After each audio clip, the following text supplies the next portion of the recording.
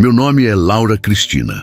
Tenho 34 anos e durante 11 anos acreditei que tinha construído algo sólido ao lado de Felipe. Nos conhecemos na Faculdade de Administração, em São Paulo, quando eu ainda sonhava em abrir minha própria empresa de consultoria. Ele era charmoso, atencioso, do tipo que abria a porta do carro e mandava flores sem motivo aparente. Nos casamos 3 anos depois, numa cerimônia simples mas elegante num sítio em Atibaia, cercados por amigos e família. A mãe dele, Dona Cecília, uma advogada aposentada de 62 anos, me acolheu como filha desde o primeiro dia. Ela era aquele tipo de sogra que ligava para perguntar se eu estava bem, que guardava meus doces favoritos quando íamos almoçar na casa dela aos domingos. Construímos uma rotina confortável. Felipe assumiu a empresa de logística do pai, que havia falecido 5 anos antes do nosso casamento. E eu abri minha consultoria de pequeno porte, focada em gestão empresarial para negócios familiares. Não éramos milionários, mas vivíamos bem num apartamento de 3 quartos, no Tatuapé. Tínhamos um carro importado na garagem e podíamos viajar uma vez por ano para o litoral ou para o interior de Minas. Eu me orgulhava do que construímos juntos. Eu realmente acreditava que éramos parceiros de verdade. As coisas começaram a mudar há cerca de 8 meses. Felipe passou a chegar mais tarde do escritório, sempre com desculpas sobre reuniões que se estendiam ou clientes difíceis que precisavam de atenção extra. Eu não desconfiava porque ele sempre foi dedicado ao trabalho, especialmente depois que assumiu a empresa sozinho. Mas havia algo diferente no jeito como ele evitava meu olhar quando contava sobre o dia dele. Algo na forma como checava o celular obsessivamente durante o jantar, virando a tela para baixo sempre que uma notificação aparecia. Eu tentava conversar, perguntava se estava tudo bem, se ele precisava de ajuda com alguma coisa. Ele sorria daquele jeito cansado e dizia que era só estresse, que logo as coisas se acertariam. Eu queria acreditar. Queria muito acreditar que o homem com quem dividi minha cama por mais de uma década não estava me enganando. Mas o instinto feminino é uma coisa poderosa, e o meu gritava que algo estava errado. Comecei a prestar mais atenção. Notei que ele tomava banho assim que chegava em casa, antes mesmo de me cumprimentar direito. Notei que suas roupas cheiravam diferente, um perfume floral que não era o meu. Notei que ele parou de me convidar para os eventos da empresa, dizendo que eram reuniões entediantes que eu não precisaria aguentar. A gota d'água aconteceu numa terça-feira chuvosa de outubro. Felipe tinha esquecido a carteira em casa e me pediu para levar no escritório dele, que ficava no Itaim Bibi.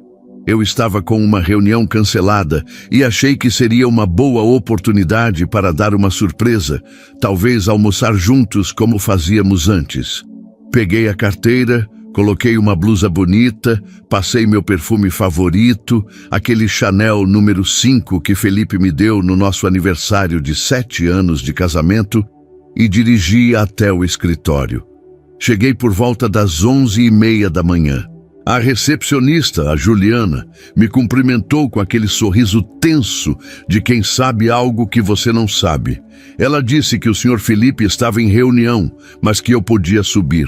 Subi os 3 andares até a sala dele, meu coração batendo cada vez mais rápido por uma razão que eu ainda não conseguia nomear. A porta do escritório estava entreaberta. Ouvi uma risada feminina, leve e flertante, seguida da voz grave do meu marido, dizendo algo baixinho, que não consegui distinguir. Empurrei a porta devagar. O que vi me fez o estômago revirar. Felipe estava sentado na cadeira dele, e uma mulher morena de uns 20 e poucos anos estava apoiada na mesa, inclinada em direção a ele, de um jeito que não deixava dúvidas sobre a intimidade entre eles. Ela usava um vestido vermelho justo, sapatos de salto alto e tinha aquele tipo de beleza jovem e vibrante que faz qualquer mulher de 30 e poucos se sentir invisível. Mas o que me deixou gelada, o que fez meu sangue ferver e minhas mãos tremerem, foi o cheiro. Meu perfume. Aquele Chanel número 5 inconfundível, aquele aroma que eu considerava minha assinatura pessoal, estava impregnado nela. Ela estava usando meu perfume, o perfume que meu marido me deu. Felipe me viu e empalideceu. A garota se virou e me encarou com uma mistura de desafio e constrangimento. Ninguém disse nada por uns 5 segundos que pareceram durar horas. Eu podia ter gritado, podia ter feito um escândalo ali mesmo, na frente da equipe toda. Podia ter jogado a carteira na cara dele e saído batendo a porta. Mas algo dentro de mim, uma voz calma e fria que eu nem sabia que existia, me disse para não fazer isso. Não ali, não daquele jeito. Coloquei a carteira em cima da mesa, olhei bem nos olhos do meu marido e disse com uma voz que surpreendeu até a mim mesma pela firmeza: "Esqueceu isso em casa. Bom trabalho para vocês." E saí. Desci aqueles 3 andares em piloto automático, sentindo as pernas bambas, mas me recusando a desmoronar ali. Entrei no carro, fechei a porta e fiquei sentada no estacionamento por uns 10 minutos, tentando processar o que tinha acabado de ver. Meu telefone vibrou. Era Felipe. Não atendi. Vibrou de novo. Bloqueei. Liguei o carro e dirigi sem destino certo, apenas precisando me afastar daquele prédio, daquela cena, daquele cheiro que agora estava contaminado para sempre na minha memória. Acabei parando num café pequeno perto da Avenida Paulista. Pedi um cappuccino que não consegui tomar e fiquei ali sentada, olhando para as pessoas passando na calçada, vivendo suas vidas normais enquanto a minha desmoronava. Comecei a me questionar. Talvez eu tivesse sido ingênua demais. Talvez os sinais estivessem lá há meses e eu simplesmente não quis ver. Talvez eu devesse ter prestado mais atenção, ter sido mais presente, ter feito mais esforço para manter a chama acesa. Será que foi culpa minha? Será que me acomodei demais no casamento? Será que parei de me cuidar, de ser interessante, de ser desejável? A garota era mais jovem, mais bonita, provavelmente mais divertida. Talvez Felipe simplesmente tenha se cansado de mim. Esses pensamentos começaram a me consumir, me fazendo duvidar de tudo que eu achava que sabia sobre mim mesma e sobre nosso relacionamento. Mas então, no meio daquele turbilhão de culpa e questionamentos, uma lembrança me veio à mente. Há 2 anos, quando a empresa estava passando por dificuldades financeiras, foi minha consultoria que salvou o negócio. Fui eu quem reestruturou os processos, renegociou contratos com fornecedores e montou um plano de recuperação que tirou a empresa do vermelho. Fui eu quem ficou acordada noites a fio, revisando planilhas e elaborando estratégias, enquanto Felipe dormia tranquilo, sabendo que eu estava cuidando de tudo. Fui eu quem abriu mão de projetos na minha própria empresa para me dedicar a salvar a dele. E ele nunca me agradeceu de verdade, nunca reconheceu publicamente minha contribuição. Nas reuniões com investidores, ele apresentava minhas ideias como se fossem dele. E eu deixei, porque achava que estávamos no mesmo time, que o sucesso dele era o nosso sucesso. Comecei a perceber que talvez o problema não fosse comigo. Talvez o problema fosse com um homem que não soube valorizar o que tinha. Com um homem que preferiu buscar validação nos braços de uma estagiária 20 anos mais nova do que trabalhar nos problemas do próprio casamento. Aquela raiva fria que tinha sentido no escritório voltou, mas agora mais forte, mais definida, mais direcionada. Peguei meu celular e fiz algo que nunca imaginei que faria. Liguei para Dona Cecília. Ela atendeu no segundo toque com aquela voz calorosa de sempre, me chamando de filha, perguntando como eu estava. Respirei fundo e disse: "Dona Cecília, preciso falar com a senhora sobre uma coisa importante. Posso ir aí agora?" Ela deve ter percebido algo no meu tom, porque imediatamente concordou e me disse para ir com calma. 30 minutos depois, eu estava na casa dela, uma residência elegante em Pinheiros, com jardim bem cuidado e aquele cheiro de bolo caseiro que sempre me fazia sentir acolhida. Ela me recebeu na sala, serviu café e bolo de fubá e se sentou na minha frente com aquele olhar atento de advogada que ela nunca perdeu mesmo depois de aposentada. Me conte tudo, ela disse, e eu contei. Contei sobre os últimos meses de distanciamento, sobre as mentiras, sobre o perfume, sobre a cena no escritório. Ela me ouviu em silêncio, o rosto ficando cada vez mais sério, as mãos apertando a xícara de café com tanta força que os nós dos dedos ficaram brancos. Quando terminei, ela ficou em silêncio por um momento que pareceu interminável. Então ela falou, e sua voz estava carregada de uma decepção profunda. Laura, eu criei esse menino melhor do que isso. Ensinei valores, ensinei respeito, ensinei que casamento é compromisso. E ele jogou tudo isso fora. Me desculpe em nome dele, porque eu sei que ele não vai ter coragem de fazer isso direito. Suas palavras me pegaram de surpresa. Eu tinha ido até ali, esperando consolo, talvez compreensão, mas ela estava genuinamente revoltada com o próprio filho. Ela continuou. Você precisa entender uma coisa. Você não tem culpa nenhuma nisso. Nenhuma. Um homem adulto que escolhe trair não faz isso porque a esposa falhou. Ele faz isso porque ele falhou. E meu filho falhou miseravelmente. Senti as lágrimas começarem a descer, mas dessa vez não eram lágrimas de tristeza ou culpa. Eram lágrimas de alívio, de validação, de raiva finalmente reconhecida e legitimada por alguém que eu respeitava profundamente. Dona Cecília se levantou, foi até um aparador antigo de madeira escura que ficava no canto da sala e voltou com uma pasta de documentos. Sente aqui, ela disse, abrindo a pasta em cima da mesa de centro. Olha, Laura, eu preciso te contar uma coisa que pouquíssimas pessoas sabem. Quando meu marido faleceu e deixou a empresa para o Felipe, havia uma cláusula no testamento. Uma cláusula que eu, como advogada da família, insisti em incluir. Ela dizia que, em caso de separação conjugal, qualquer cônjuge que tivesse contribuído ativamente para a manutenção e crescimento da empresa nos últimos 5 anos teria direito a uma porcentagem significativa dos lucros e poderia optar por permanecer como consultora com voz ativa nas decisões estratégicas. Olhei para ela, sem entender direito onde aquilo ia dar. Ela continuou.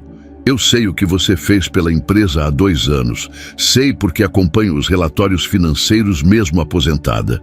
Sei que foi você quem salvou o negócio quando ele estava afundando. Tenho todos os documentos, todas as suas propostas originais com sua assinatura, todos os e-mails trocados com fornecedores.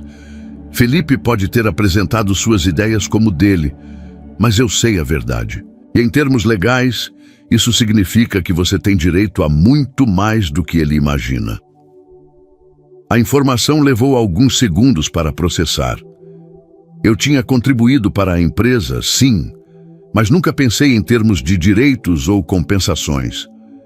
Fiz porque achei que era o certo, porque queria ajudar meu marido. Dona Cecília percebeu minha confusão e explicou. Não estou falando de vingança, Laura.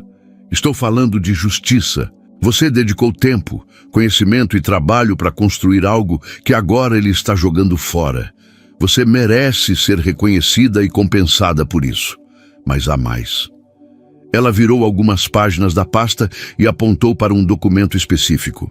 Lembra quando vocês reformaram o apartamento há 3 anos? Você investiu R$150 mil da venda do apartamento que sua avó te deixou, certo? Eu já estava prestes a sugerir que procurasse um advogado para garantir que esse investimento fosse reconhecido na partilha de bens. E tem também o carro, que está no nome dos 2, mas foi comprado inteiramente com seu dinheiro. Tenho o comprovante de transferência aqui. Ela estava preparada. Tinha documentos, provas, registros de tudo. Então entendi. Ela não estava apenas me apoiando emocionalmente, estava me mostrando que eu tinha poder, tinha recursos, tinha como sair daquela situação, não como uma vítima desamparada, mas como uma mulher que sabia seu valor e podia reivindicá-lo. Naquele momento, meu telefone tocou. Era Felipe, pela 10ª vez. Dessa vez, atendi e coloquei no viva voz. Laura, precisamos conversar. Por favor, volte para casa. Foi um erro, eu explico tudo. Eu não planejei, aconteceu, mas não significa nada. Eu te amo. Sua voz estava desesperada, quebrada, completamente diferente do tom confiante que ele costumava ter. Olhei para a dona Cecília, que me fez um gesto de encorajamento. Falei, e minha voz saiu firme e calma, de um jeito que me surpreendeu. Felipe, não vou voltar para casa hoje. Na verdade, não sei se vou voltar. O que você fez não foi um erro, foi uma escolha. E foi uma escolha que você fez repetidas vezes durante meses. Você não me traiu uma vez. Você me traiu todos os dias quando mentia sobre onde estava. Quando chegava tarde, fingindo que era trabalho. Quando usava o perfume que me deu nela. Houve um silêncio do outro lado da linha. Então ele tentou. Onde você está? Na casa da minha mãe? Vou aí agora. A gente resolve isso. Antes que eu pudesse responder, Dona Cecília pegou o telefone da minha mão e falou: Felipe, aqui é sua mãe. Você não vem aqui agora nem nunca, até que eu permita. O que você fez é nojento e covarde, e eu não criei você para ser esse tipo de homem. Laura está sob minha proteção agora, e você vai respeitar isso. E outra coisa, filho, cancela o almoço de domingo. De agora em diante, você não é mais bem-vindo na minha mesa até que prove que merece estar aqui. O silêncio que se seguiu foi pesado. Pude ouvir a respiração pesada de Felipe do outro lado, provavelmente processando o fato de que sua própria mãe tinha acabado de escolher meu lado. Mãe, você não entende, ele começou, mas ela cortou. Entendo perfeitamente. Entendo que você traiu uma mulher excepcional que te apoiou, que salvou sua empresa, que construiu uma vida ao seu lado com dedicação e amor verdadeiros. Entendo que você jogou tudo isso fora por uma aventura sem sentido. E entendo que agora você vai ter que lidar com as consequências das suas escolhas. Ela desligou o telefone e me devolveu. Ficamos em silêncio por alguns segundos. E então ela disse algo que mudou tudo. Sabe, Laura, durante anos eu me perguntei se tinha falhado como mãe. Se não tinha ensinado valores suficientes para ele. Mas olhando para você agora, percebo que não falhei. Eu trouxe para essa família uma mulher extraordinária através dele, mesmo que ele não tenha sido inteligente o suficiente para valorizar isso. E você não vai sair dessa história como a esposa traída e humilhada.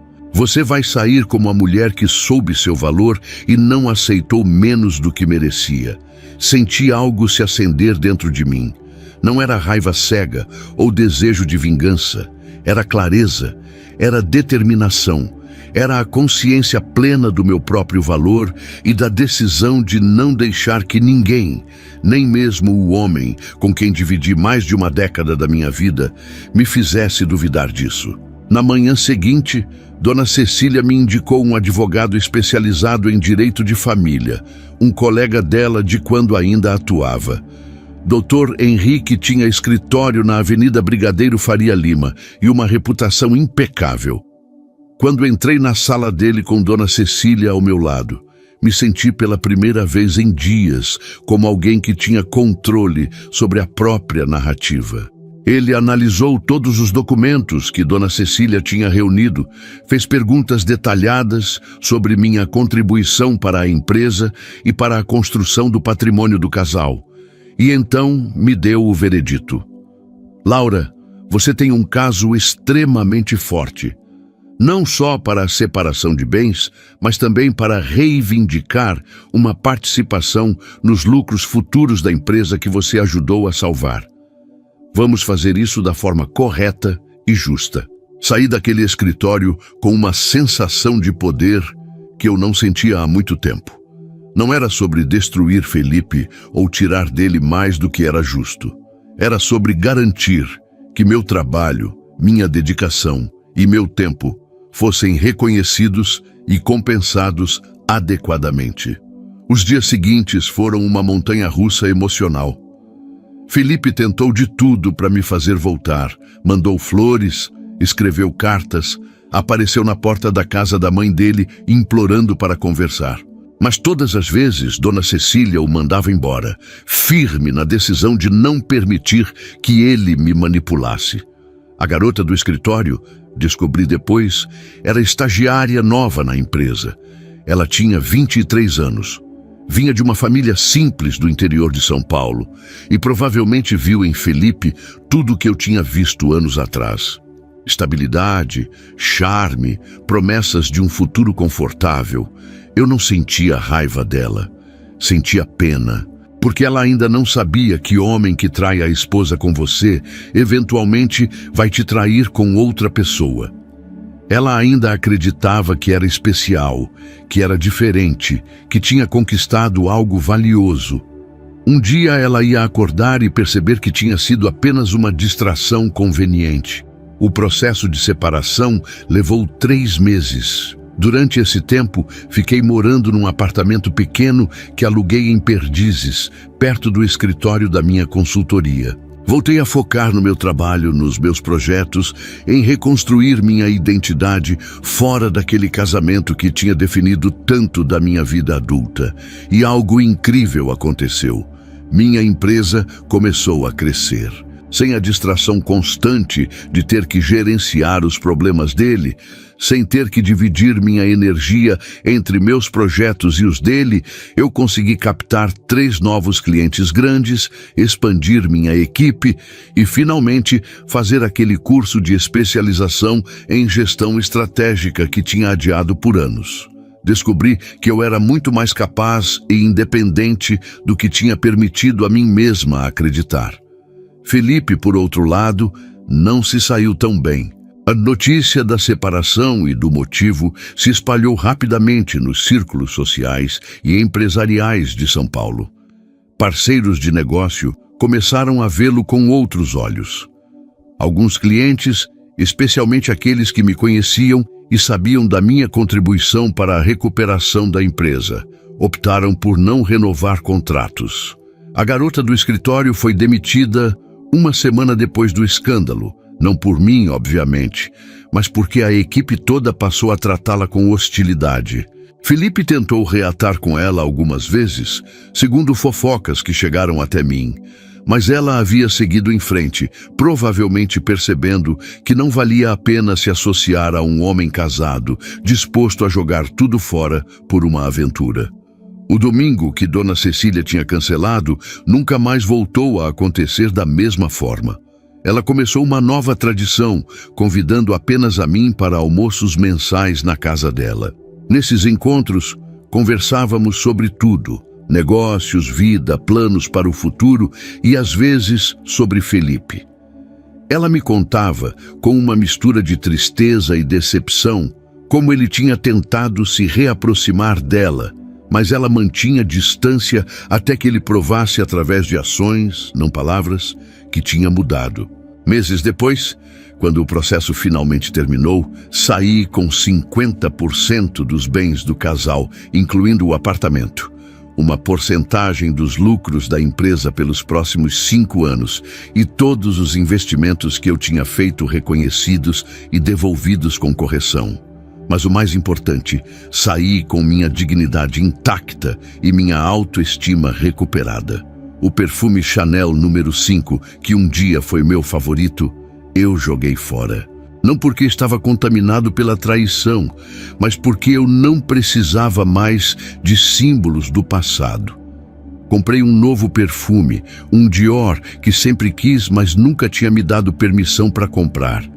E toda vez que passo ele, lembro que sou uma mulher que soube seu valor, que teve a coragem de recomeçar e que nunca mais vai aceitar menos do que merece. Felipe perdeu uma esposa dedicada e o respeito da própria mãe numa única escolha. A estagiária ficou com um frasco de perfume vazio e memórias de algo que nunca foi real.